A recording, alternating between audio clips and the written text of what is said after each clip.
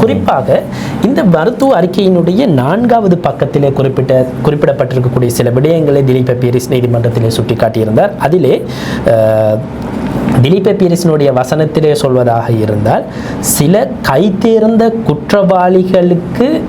குற்றவாளிகள் அடிக்கடி சொல்வதைப் போல சுரேஷ் சலேவுக்கும் ஷார்ட் டைம் மெமரி லாஸ் இருக்குதான்.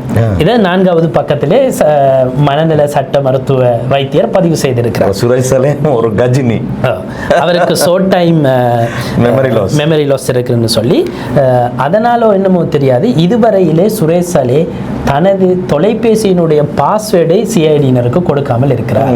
லேப்டாப்பினுடைய பாஸ்வேர்டை கொடுக்காமல் இருக்கிறார். ஆனால் லேப்டாப்பை இப்படியே நாங்கள் திறந்துட்டோம், தொலைபேசியை எங்களால் இதுவரைக்கும் திறக்க முடியல, அவர் பாஸ்வேர்டை சொல்கிறார் இல்லை என்ற விடயங்களை அவர் நீதிமன்றத்துக்கு முன்வைத்திருந்தார். இது ஷார்ட் டைம் மெமரி லாஸினுடைய பாதிப்பா என்ற கேள்வியை அவர் எழுப்பியிருந்தார். அதாவது இந்த ஷார்ட் டைம் மெமரி லாஸ் பொதுவாக கைதேர்ந்த குற்றவாளிகள் கைது செய்யப்படுகின்ற பொழுது, பிரபலமான குற்றவாளிகள் கைது செய்யப்படுகின்ற பொழுது அவர்கள் எல்லோரும் பாவிக்கின்ற ஒரு மெத்தட். எனவே இது ஒரு விசேடமான ஒரு விடயமாக கொள்ள முடியாது என்ற விடயத்தை அவர் நீதிமன்றத்திலே குறிப்பிடுகின்றார்.